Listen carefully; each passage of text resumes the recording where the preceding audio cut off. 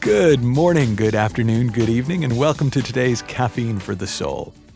Today I want to begin a three-part series on what I'm up to as a coach. And today I want to share a conversation I had with a law firm, actually, who were asking me on behalf of one of their clients about my coaching, and they asked, well, what are you up to as a coach? Like, what are your goals as a coach? And it was interesting. And in fact, it was really interesting for me to answer the question, because then I was able to kind of share my answer with the students on Super Coach Academy, the coaches that I train. But when I was thinking about it in real time, talking to these people about what I was up to as a coach, I realized that it's essentially three things. And the first one is I'm looking to help people wake up to something inside them, to come alive, literally, but to come alive to their inner spark, to their inner awesomeness. So you may have seen my TEDx talk, Why Aren't We Awesomer?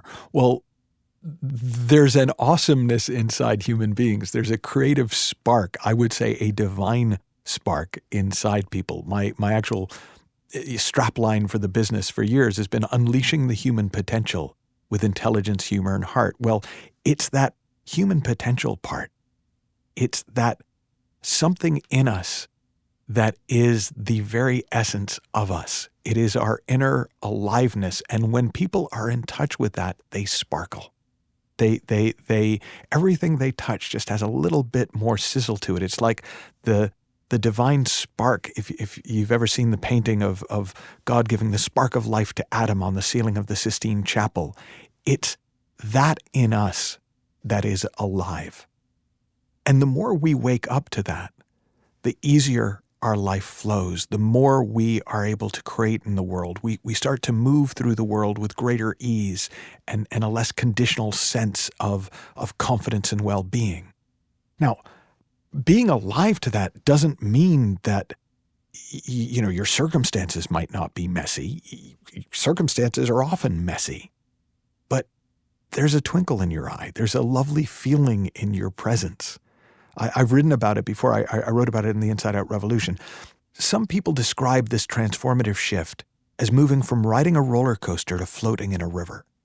Others as the gift of meeting themselves for the first time. It's as if I've been plugged back into the mains, one client said to me.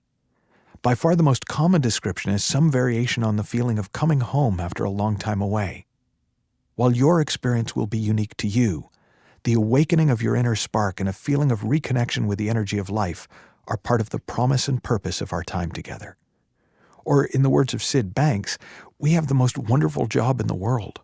We find people in various stages of sleep, and then we get to tap them on the shoulder and be with them as they wake up to the full magnificence of life.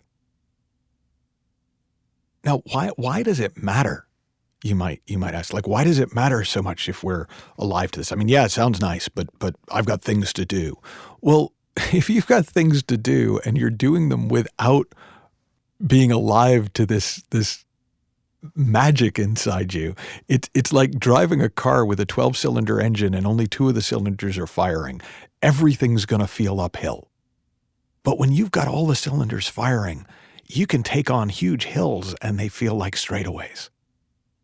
There's a quote that I've always loved from Howard Thurman, and Howard Thurman was the linking figure between Mahatma Gandhi and Martin Luther King. He was a student of Gandhi and a teacher of Martin Luther King, and he said, "Don't ask what the world needs. Ask what makes you come alive, and go do that, because what the world needs is people who've come alive."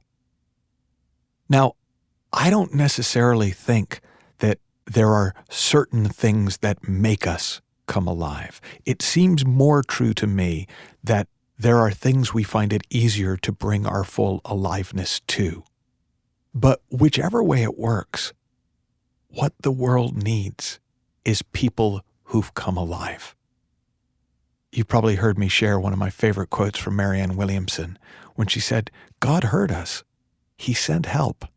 He sent you."